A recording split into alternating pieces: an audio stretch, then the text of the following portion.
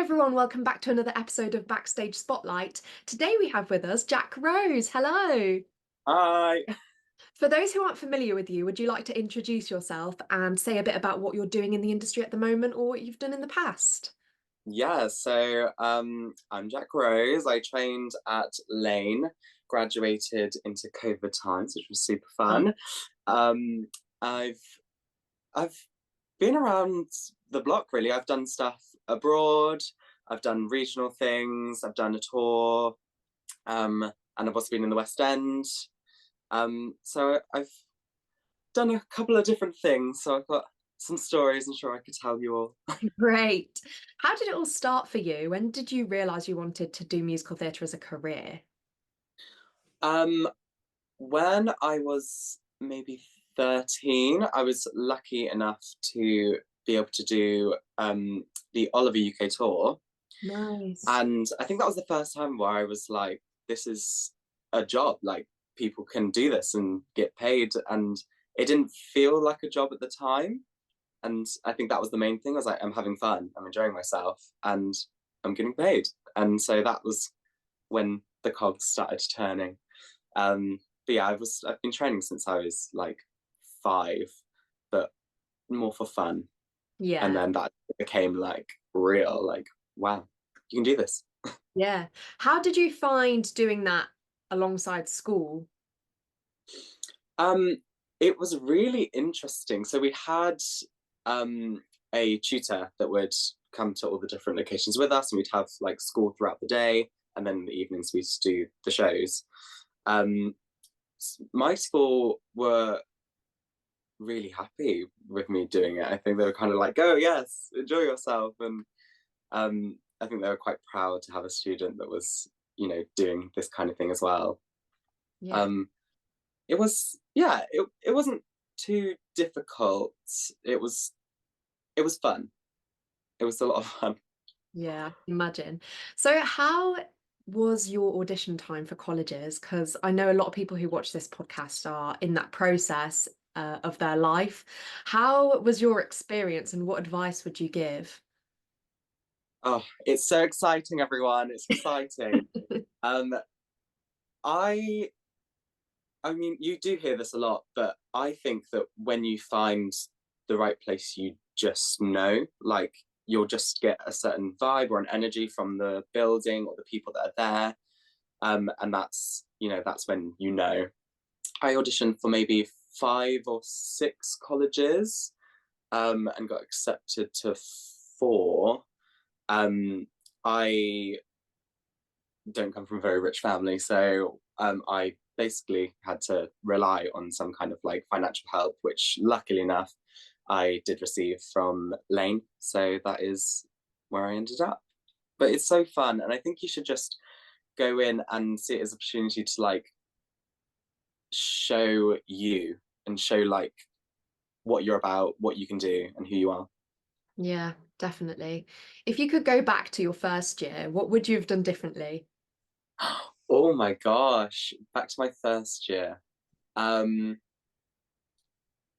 I I actually don't think I would do anything differently. I worked hard, which I think is important for your first year, but I also made lots of friends, found new hobbies and just found my people. I think it's just important to get like a good balance of like enjoying college life because you do only get that once. Yeah. Um, but also really knuckling down and, putting the energy in as Yeah. well. Was it what you expected coming to Lane? Like, did you have any challenges that you faced that you weren't expecting? Oh, that's a really good question. I had a couple of teachers from back home for me, which is Bournemouth, who went to Lane. So I had a bit of an inside knowledge as to what to expect. But I don't think anything truly like sets you up to going to theatre school. Like that is just a journey you have to go on your own. Um, yeah, I just think you've got to you've just got to enjoy it because it only happens once, and that is your experience. Yeah. Yeah. Lockdown. You graduated right smack bang into the middle of lockdown. How was that? Terrifying, really, really scary because we were told I was in my third year, I was in my last year at Lane. Um, and we were told that we were going on a 2 week break until they decide, what to do. Or, well, I mean, no one had any idea what was happening anyway. Um, that 2 weeks obviously turned into a very long time and ended up having to graduate on Zoom, which is crazy now I think back. I was lucky that I had enough space to be able to like do certain classes. Other people weren't as fortunate, but everyone kind of made it work as well as they could. And it just felt like very much everyone banding together. And there was lots of like classes that were going on online that really helped me mentally and physically get through lockdown. Yeah, Did you actually have a graduation ceremony on Zoom? yeah, we did. How did they do that? So we all got the code and we all like logged in. I was a head student in third year, so we all had a little speech that we were giving as well. Um, if I remember rightly, they put on the music to Razzle Dazzle, and then we all did that in our homes. Oh, no Which, for those way. who don't know, Razzle Dazzle is like the end of the show number that they do every year. It's been like the same choreography or similar choreography throughout like the whole of Lane, so everyone knows it, and it was quite nice because we all still got to have that moment together, even if it was on Zoom. Yeah, did you all dress up for Yeah, everyone that had their hats got them out, and it? yeah, super fun. Oh, that's brilliant. So, how did you keep yourself entertained in lockdown once you had graduated? Once I had graduated, so lots of different random jobs.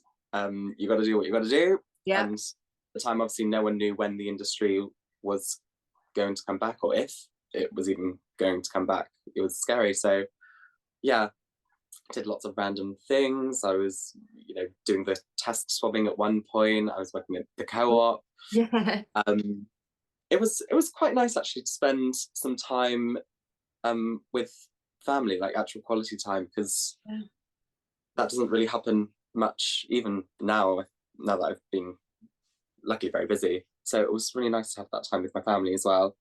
And like I said, I did a lot of classes. One of the main ones was magnetic movement.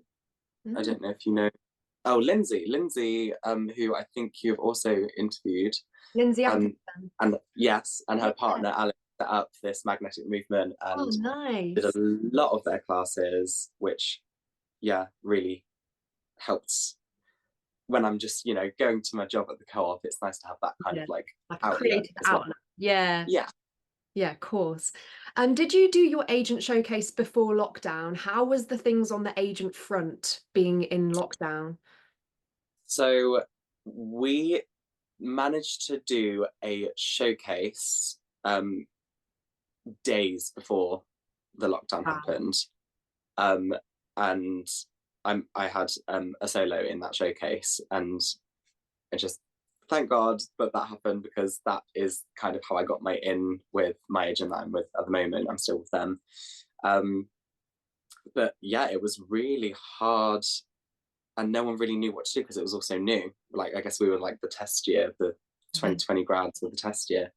Um, but as far as I know, a lot of my year from like all colleges have done really well. I think the industry kind of took us under their wing and was, trying to look after us. Um, but yeah, it was really tricky. I just felt like I got quite lucky that I got in there just before, like days before lockdown. Yeah, Yeah. literally. With your agent, how was filming auditions in that lockdown period versus auditions in the room? Which do you prefer and why? Um, I think I prefer auditions in the room. Yeah, I think I'm quite tough on myself when it comes to self taping, and yeah. it takes me quite a few attempts before I'm Natural. happy with the product. Yeah. Um, there wasn't obviously any other option when it was lockdown. things. But yeah, I was I think I had maybe like 2 or 3 in-person auditions when it was like coming out of it, and I managed to get one of those, so I didn't have to do an awful lot of it at the start. But I would definitely say in-person auditions because what you do then is, what you get. The adrenaline's helping you through, I think. Um, and I think it's just much better to make an impression on a team when they're right in front of you. Yeah, so true.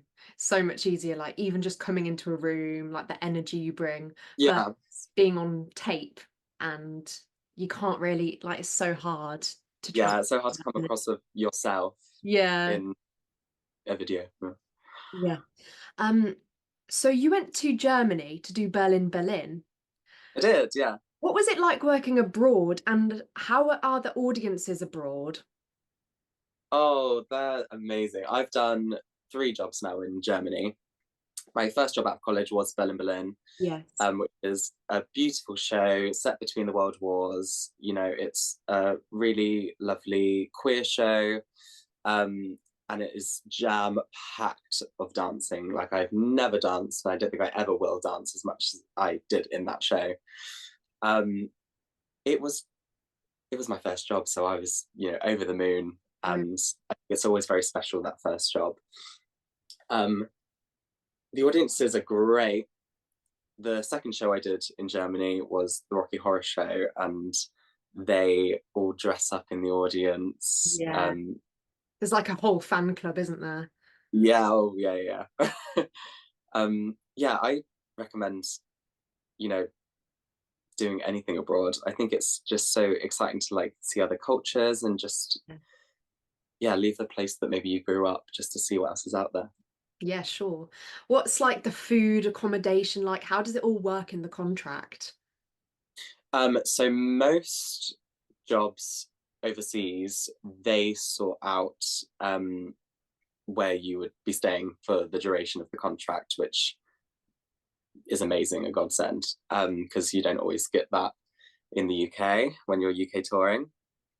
Um, so that's all sorted. The food was interesting Was because it's very different. Like lots of sausages and lots of potato in Germany. Um, but it was really nice, and I have done jobs there at Christmas, and the German Christmas markets wow. are unbelievably beautiful.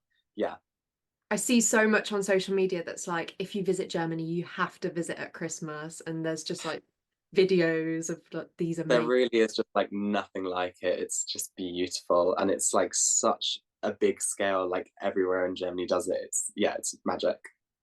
So let's talk about a UK tour. So am I right in thinking that you've performed around the UK I tour? I haven't done a UK tour. Um, Lots of friends have, but I haven't Yeah. personally done a UK tour. So just based on like stories that they've Yeah. told Would you me, want to based do on a my UK story, tour? I think I would if the right tour came around. Yeah. Yeah, I think it's more about what the actual, job entails rather than Yeah. where you perform the job, if Yeah, that makes sense. that's true. Let's talk about your time in Mamma Mia. Oh yeah. How long were you on working on that show for? I ended up doing it for I think it was like 13 months, just over a year. Yeah. And what was your part like? What was your track? So I was a swing in Mamma Mia West End. Um, I covered 7 ensemble tracks, and then I also covered Eddie, so 8 tracks altogether. Wow. Um, it's just it's just amazing. Like that was my West End debut as well. So yeah, it's a really fun show. It's a happy show. Yeah, Everyone goes there, has fun. No one dies, so you just come out feeling happy. yeah, yeah. Oh, such a feel-good show. And oh my goodness, swing. How do you have the brain for that? It's tricky. What's your process? I Mine is probably a bit extreme. So I have the app Stage Right. Yeah. So it's an amazing app. Everyone should look it up, especially if you're wanting to swing or dance captain. um, where you can basically plot out the stage on your screen, and so you can quickly have a look at it, see that person goes there, then that goes there, and it's really, really helpful. And then I also wrote out everyone's all 8 tracks that I covered in documents. So it would be like who they partnered, what set pieces they brought on, what side of the stage they'd, enter and exit. So then I had that also to look at if I needed to. And then we also luckily got some footage from the dress run that obviously weren't allowed to show anyway. It was just for our use. So then I had 3 points of information that I could quickly have a look at if I was, chucked on mid-show. Yeah. So when you're learning the show, do you Mhm. learn all 8 tracks at the same time, or do you learn like 2 here and then wait a couple of weeks and then add another 2, or do you learn them all at the same time? I mean, I think everyone kind of does it differently. My process for it was there were some tracks that did similar things and then other tracks that did similar things. So I would learn one of the front tracks and one of the back tracks because everyone else was an almost version of them. So Yeah. once I had those 2 down, the rest kind of came a bit easier. Yeah. That's so interesting. Did you do swing project at college? We actually didn't do a swing Did you project. not? I learned on the job. Oh, My wow. first swing job was the Rocky Horror Show in Yeah. Germany. So it was, yeah, that was just learning on the job, which I think is a really exciting way to do it. And you don't have a choice; you're doing it. So, Yeah, exactly. In Mamma Mia, did you have a favorite track to go on for? did I have a favorite track? Um, Covering Eddie was really exciting. Everyone kind of has that dream where they're like on the West End stage and they're mic'd and they're singing stuff on their own. Everyone's looking at you, and yeah, I think being able to do that and have that experience was unbelievable. Did you have a lot of friends and family come to see you? Yeah, I did. It was very last minute. They basically call you up in the morning. There's like a cut-off time. I think ours might have been around 11 o'clock. So they call you and say you're on, and so then yeah, your family then have 3 hours before the matinee to yeah get up to London and come and watch. And I had loads of people in. It was really, really nice, really supportive. I I bet. asked if they could watch the second show because the first show might have been a bit rocky. Oh. And you've recently been working on Frank's Closet show. Yes, yeah. How was that? Oh, that was really fun. It was something that like I've never done before, like anything like that. I was in drag for the show, which was Oh, nice. really exciting. That's a whole new set of skills, dancing in heels. Well done, girls. And yeah, it was Oh, tough, but it was really, really fun. It was at the Union Theatre, so off West End. lovely venue. What's that? Lovely venue, the Union Theatre. Yeah, really, really pretty venue. And the bar is just outside, which we also performed in the bar, which was really cool. Um, yeah. What do you want to know? What is it about? Can you tell us? Yeah, so Frank's Closet, it's a queer story about a man who's getting married, but his partner doesn't particularly like that he collects and wears women's dresses. So he has basically been told that he has to pack up these dresses of famous people that he's collected over the years and sell them on. So it's as he is as he is collecting these dresses to put them away and pack them away, they kind of come to life as the divas that wore the dresses themselves and give him little facts and nuggets of wisdom. And I was the dance captain, and I also played one of the guide girls, which were basically 4 beings that kind of lived in his imagination and helped him move the story along. It sounds great. I wish I could Yeah, have it was really, seen it. How do you feel about the queer representation in the industry nowadays? Because I feel like it's changed a lot. yeah, I think especially with like new shows coming out, I think it's absolutely moving in the right direction. I think maybe we could push it a little bit further. Um, but yeah, I just think there's something so freeing about being able to perform in that type of way as a gay man myself. being able to, see that happening and that change happening is really wholesome. And I really hope it just keeps going in the right direction. Yeah. Definitely moving in the right direction, which is Mm. great. Yeah. You mentioned being a dance captain. How does that Mm. role differ from, for example, being a swing or being a member of the ensemble?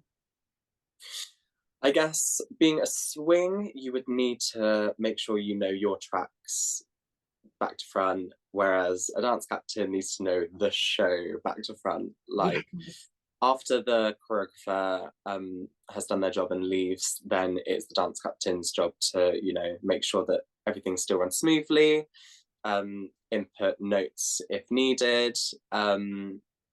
Also, my jobs were, doing the warm up every day, making sure that everyone is body healthy. Um, yeah, it's a different set of skill sets, but they are interchangeable. I'm glad that I had some swing practice before going into the dance captain world. Yeah, I guess it can be quite hard being a dance captain because although you are part of the ensemble or part of the company, you have that senior role of making sure the choreography's the same as how it was when the choreographer set it and giving notes to peers. What challenges can come with that? I guess it's how you approach it. I think it's very much a respect thing. If you respect them, they're going to respect you. And also, just because you're, maybe a stepping stone in a different direction to the cast, like you can still have a good time and you can still make friends and you don't need to separate yourself. Like you are one company, one team. Yeah. And I think, yeah, respect for each other is really important. Yeah, that's really nice. Do dance captains get paid more? Um, yes. Yeah. That extra bit on your contract. Yeah, that was nice. And am I right in thinking you also get a swing, a higher fee if you're a swing? Yeah. So when I was a swing in Mamma Mia, it was a bit different with Rocky Horror Show. But in Mamma Mia, I was, um, yeah, we all got paid extra to cover because you're covering more people. You're basically Learning. needing to know everyone else's stuff as well. So whereas they're paid to, do their track, you're paid to know everyone's.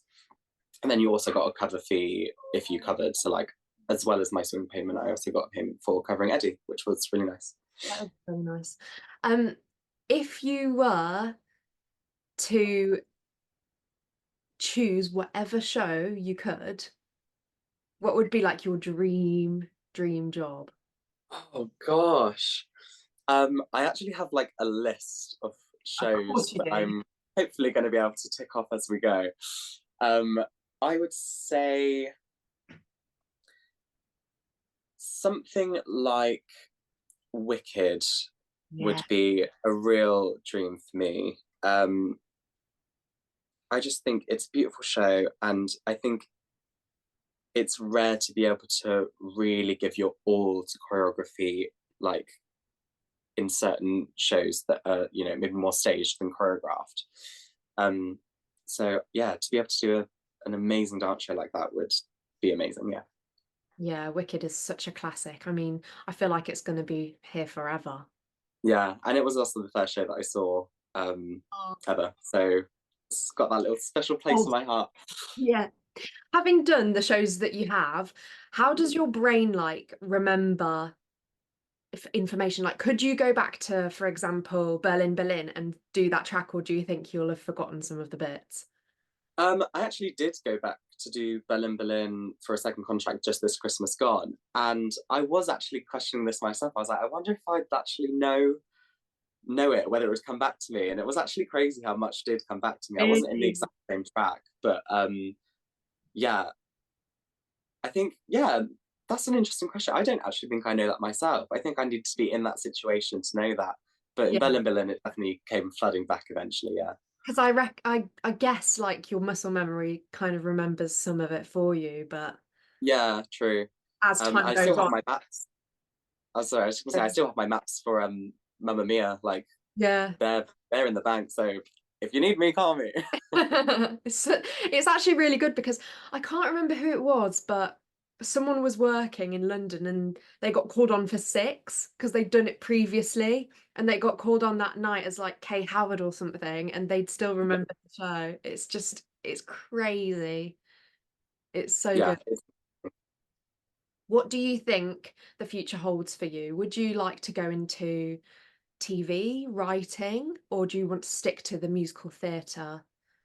I think I'm just open to seeing where life takes me. I don't think setting a plan in stone is something necessarily that I want to do.